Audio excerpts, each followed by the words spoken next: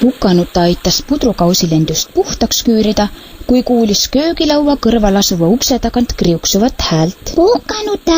Pukanuta, tule siia! Loomake astus uksest sisse ja leidis end imepisikesest vannitoast. Tere! Nii hea, et keegi meie juurde tuli. Pukanutale meenus, et ta polegi veel täna hambaid pesnud. Kohe oli ta vannitoast tagasi oma hambaharjaga. Las ma tantsin sulle tervituseks, ütles kraanikauss ja hakkas ennast rõõmsalt kõigutama.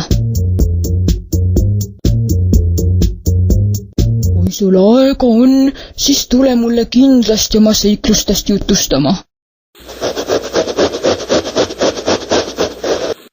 Sa oled väga tubli, et sa hambaid ei unustanud pesta.